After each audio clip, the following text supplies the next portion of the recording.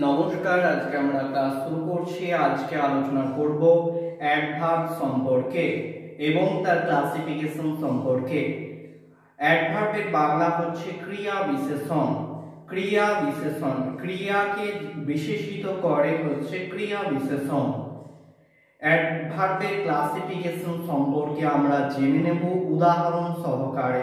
প্রথমে অ্যাডভার্ব কাকে বলে দেখে নিই। অ্যাডভার্ব কথাটিকে ভাঙলে হচ্ছে অ্যাড যুক্ত ভার্ব। কর্তার কাজের গুণ বিচার করে যে পদ বাক্যে অবস্থিত ভার্ব, অ্যাডজেক্টিভ বা অ্যাডভার্ব এর অর্থকে সুস্পষ্ট করে তাকে বলা হয় অ্যাডভার্ব। এক কথায় বললে ভার্ব কি রূপে কাজ সম্পন্ন করে তাহা বুঝাইয়া দেয় যে ওয়ার্ড, তাকে বলা হয় অ্যাডভার্ব। অ্যাডভার্ব একটা উদাহরণ দেখা যাক। The boy is writing slowly. বালকটি লিখিতেছে আস্তে আস্তে। বালকটি কেমন করে লিখছে না আস্তে আস্তে, স্লোলি। এটা হচ্ছে অ্যাডভার্ব, আস্তে আস্তে। এরপরে আমরা আসছি অ্যাডভার্বের 10 প্রকার শ্রেণী বিভাগ নিয়ে। একে একে বুঝে নেব উদাহরণ সহকারে। প্রথমে হচ্ছে adverb of time. Adverb of time, time মানে হচ্ছে সময়। যে অ্যাডভার্ব কর্তা কোনো কাজ করতে কতটা সময় ব্যয় করে বোঝায় তাকে বলা হয় অ্যাডভার্ব অফ টাইম। যেমন কি মানে কতটা সময়, সেটাই হচ্ছে অ্যাডভার্ব অফ টাইম। যেমন হচ্ছে now, ago, daily, after, last, today, tomorrow, then etcetera. এখন, অনেক, এগো মানে আগে, ডেইলি মানে প্রত্যহ, আফটার পরে, লাস্ট অবশেষে, টুডে আজ, টুমরো আগামীকাল, দেন মানে তারপর, ইত্যাদি ইত্যাদি আরো আছে। একটা উদাহরণ দেখা যাক। The টর্টওয়াইজ came last. কচ্ছপটি অবশেষে এসেছিল। তাহলে একটা সময় বুঝাচ্ছে লাস্ট, শেষে। লাস্টটা হচ্ছে এখানে adverb of time. He comes here daily. সে এখানে প্রায়ই আসে।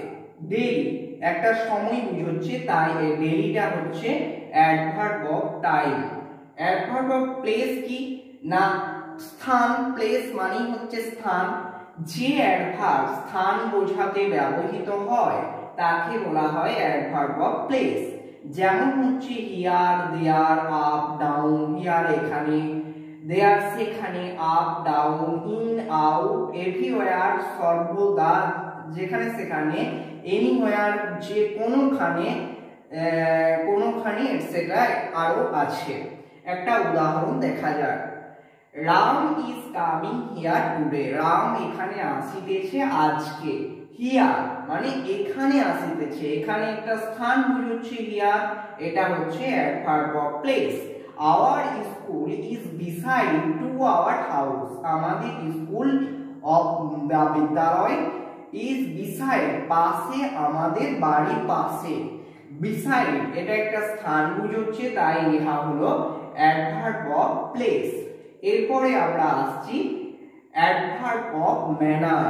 ম্যানার মানে হচ্ছে কর্তা কিভাবে কোনো কাজ কিভাবে করছে তার নির্ণয় করে যে অ্যাডভার্ব, তাকে বলা হয় অ্যাডভার্ব অফ ম্যানার। কর্তা কিভাবে কাজ সম্পূর্ণ করছে তাহা নির্ণয় করে যে অ্যাডভার্ব, সেটাই হচ্ছে অ্যাডভার্ব অফ ম্যানার। যেমন হচ্ছে ব্রেভলি মানে সাহসিকতার সঙ্গে, কুইকলি তাড়াতাড়ি, স্লোলি আস্তে আস্তে, ইজিলি সহজভাবে, কেয়ারফুলি যত্ন সহকারে। এবারে আমরা একটা উদাহরণ দেখে নেব। Sangita is writing carefully. Sangita লিখিতেছে খুবই যত্ন সহকারে। কেমন ভাবে লিখছে না যত্ন সহকারে। কেয়ারফুলি এখানে হচ্ছে adverb of manner. The old man walk slowly. বৃদ্ধ মানুষটি আস্তে আস্তে হাঁটছে। কেমন কিভাবে হাঁটছে না আস্তে আস্তে। স্লোলি হচ্ছে অ্যাডভার্ব অফ ম্যানার। তাহলে বুঝে নিলাম অ্যাডভার্ব অফ ম্যানার হচ্ছে কর্তা কিভাবে কাজ সম্পূর্ণ করছে। এবারে আসছি 4 নম্বর অ্যাডভার্ব অফ ফ্রিকোয়েন্সি। ফ্রিকোয়েন্সি মানে হচ্ছে ব্যবধান। কর্তা কোনো কাজ কতটা সময়ের ব্যবধান করবে এটা বুঝলে সেটা হচ্ছে অ্যাডভার্ব অফ ফ্রিকোয়েন্সি। ফ্রিকোয়েন্সি যেমন হচ্ছে ওয়ান্স একবার, অলওয়েজ সর্বদা, নেভার কখনো না, অফেন মানে প্রায়, সামটাইমস মানে কিছু সময়, এটসেট্রা। এক্সাম্পল দেখে নেওয়া যাক। দে সেলডম কাম হিয়ার, তাহারা এখানে কদাচিৎ আসে। কদাচিৎ, সেলডম কতটা সময়ের ব্যবধান বুঝছে, তাই এরা সেলডমটা হচ্ছে adverb of frequency. Sometimes I go there, কিছু সময় আমি সেখানে যাই। কিছু সময়, সময়ের একটা ব্যবধান বুঝছে, তাই এটা হচ্ছে অ্যাডভার্ব অফ ফ্রিকোয়েন্সি। তাহলে সময়ে কতটা সময়ের ব্যবধান হলে সেটা হলো অ্যাডভার্ব অফ ফ্রিকোয়েন্সি। এবারে আমাদের মনে হতে পারে অ্যাডভার্ব অফ টাইম এবং অ্যাডভার্ব অফ ফ্রিকোয়েন্সি এই দুটো প্রায় একই জিনিস, কিন্তু চিনব কি করে দেখে নিই সেটা একটু।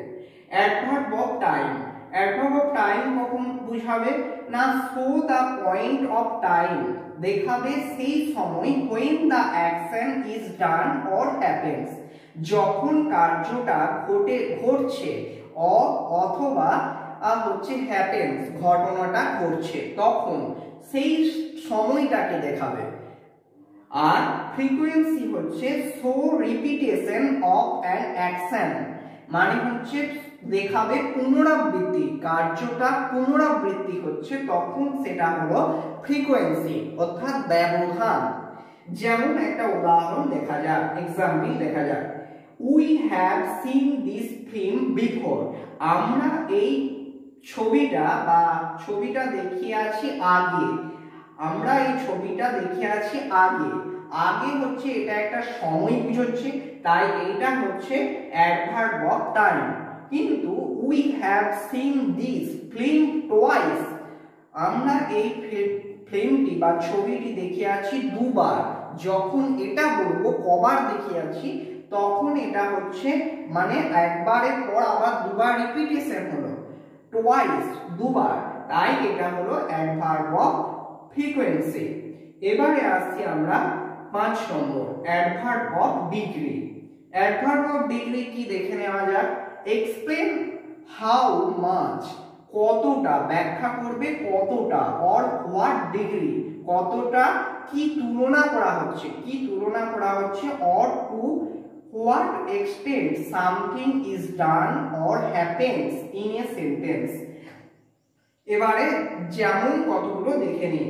Very, too, enough, quite, almost, partly, etcetera etcetera. এবারে একটা এক্সাম্পল দেখে নেব, তাহলে উদাহরণ ব্যাপারটা স্পষ্ট হবে। She has almost finished her work, সে প্রায় শেষ করে ফেলিয়াছে তার কাজ। অলমোস্ট প্রায় শেষ করে ফেলেছে, মানে অলমোস্ট টা হচ্ছে এখানে প্রায় শেষ করে ফেলেছে, কতটা শেষ করেছে না হাউ মাচ, পরিমাণটা বোঝাচ্ছে, প্রায় শেষ করে ফেলেছে, তাই ইহা হচ্ছে অ্যাডভার্ব অফ ডিগ্রি। 2 নম্বর, হি ইজ ভেরি ইন্টেলিজেন্ট, সে হয় খুব বুদ্ধিমান। সবারই থেকে বুদ্ধিমান মানে হচ্ছে তুলনা বোঝাচ্ছে, ভেরি খুব বুদ্ধিমান মানে হচ্ছে বা বুদ্ধির পরিমাণটা বেশি, মাছ মানে কতটা সে খুব বুদ্ধিমান মানে হচ্ছে ভেরিটা হলো adverb of degree. 3 number, I am so happy today, আমি হই খুব সুখী আজকে।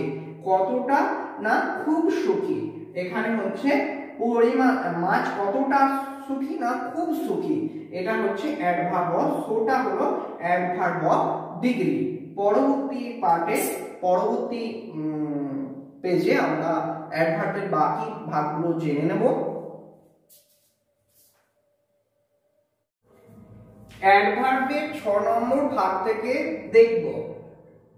6 হচ্ছে relative adverb. Relative adverb use to join clauses or sentence. Relative adverb ব্যবহৃত হয় দুটি ক্লজকে যুক্ত করতে অথবা দুটি বাক্যকে যুক্ত করতে। যেমন হচ্ছে when, where and why। When মানে কখন, হোয়ার মানে কোথায় এবং হোয়াই মানে কেন। একটা এক্সাম্পল দেখা যাক, তাহলেই ব্যাপারটা স্পষ্ট হবে। I don't know where he works, আমি জানি না সে কোথায় কাজ করে।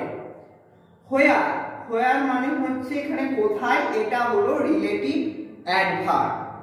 I don't know why he came here yesterday, আমি জানি না কেন সে গতকাল এখানে এসেছিল। হোয়াই, কেন সে গতকাল এখানে এসেছিল। হোয়াই শব্দটা হলো রিলেটিভ অ্যাডভার্ব। তাহলে আমরা রিলেটিভ অ্যাডভার্ব কি দেখলাম না, দুটো ক্লজকে যুক্ত করবে অথবা দুটো বাক্যকে যুক্ত করবে, সেটাই হলো যে ওয়ার্ড দ্বারা, সেটাই হলো relative adverb. 7 number, adverb of certainly tells us how certain we are about an action or events. tells us আমাদের বলে কিভাবে আমরা একটা কার্য বা ঘটনাকে নিশ্চিতভাবে বলতে পারি। যেমন হচ্ছে definitely, certainly, definitely, certainly, surely. Certainly মানে নিশ্চিত, সিওরলি মানে অবশ্যম্ভাবীভাবে, সিওর নিশ্চিতভাবে, সিওর বলছি, আর প্রবাবলি সম্ভবত, এটসেট্রা। ঠিক আছে, একটা উদাহরণ দেখা যাক। Now Rambabu is probably in the office, সম্ভবত এখন রামবাবু অফিসে রয়েছে। প্রবাবলি মানে হচ্ছে সম্ভবত। তা এই শব্দটা দ্বারা আমরা নিশ্চিতভাবে বলছি যে রামবাবু এখন অফিসেই আছে, তার জন্য এই ওয়ার্ডটা প্রবাবলি হচ্ছে অ্যাডভার্ব বা adverb of certainly, adverb of certainly. তারপরে 2 নম্বর, tomorrow we surely reach to Digha, আগামীকাল আমরা পৌঁছে যাব, অবশ্যই পৌঁছে যাব দীঘাতে। সিওরলি, অবশ্যই পৌঁছে যাব। এখানে সিওরলি ওয়ার্ডটা হলো adverb of certainly. 8 number, interrogative adverb. Interrogative, আমরা আগেই ইন্টারোগেটিভ শব্দ পড়েছি। ইন্টারোগেটিভ মানে কোনো কিছু জিজ্ঞাসা করা। দেখে নেওয়া যাক ইন্টারোগেটিভ অ্যাডভার্ব কাকে বলা হয়। ask question about the place, time, reason, degree and manner of the action, মানে প্রশ্ন জিজ্ঞাসা করে প্লেস সম্বন্ধে, জায়গা সম্বন্ধে, সময় সম্বন্ধে, রিজন সম্পর্কে, কারণ সম্বন্ধে, ডিগ্রি তুলনা এবং ম্যানার কর্তা কিভাবে তার কার্য সম্পূর্ণ করছে, এই সম্বন্ধে হচ্ছে প্রশ্ন জিজ্ঞাসা করে। যেমন হচ্ছে হোয়ার, হোয়েন, হাউ, হোয়াই এটসেট্রা। হোয়ার কোথায়, হোয়েন কখন, হাউ কিভাবে, হোয়াই কেন। একটা উদাহরণ দেখা যায়। Where do you live in, তুমি কোথায় বাস করো। হোয়ার এখানে হলো interrogative adverb, interrogative adverb. How do you go to school, তুমি কিভাবে স্কুলে যাও। হাউ হচ্ছে interrogative adverb. When your friend come, কখন তোমার বন্ধু আসবে। হোয়েন, হোয়েন হচ্ছে এখানে ইন্টারোগেটিভ অ্যাডভার্ব, কখন। তাহলে প্রশ্ন জিজ্ঞাসা করা বোঝালে সেটা হলো ইন্টারোগেটিভ অ্যাডভার্ব। এবারে হচ্ছে 9 নম্বর, sentence adverb. Sentence adverb an adverb that modifies a whole sentence, not just any part of it. একটা অ্যাডভার্ব যে কিনা মডিফাই করে হোল সেন্টেন্স, পুরো বাক্যটাকে, not just any part of it, শুধুমাত্র এটা নয়, একটা অংশ নয়, ইহার একটা অংশকে মডিফাই করে না, সমগ্র সেন্টেন্সটাকে মডিফাই করে, তখন সেটা হলো সেন্টেন্স অ্যাডভার্ব। যেমন হচ্ছে fortunately, fortunately, luckily, honestly, frankly. Luckily মানে ভাগ্যবশত, হনেস্টলি সতর্কভাবে, ফ্র্যাঙ্কলি, ফ্র্যাঙ্কলি মানে খোলাখুলি ভাবে যে মিশে, এটসেট্রা।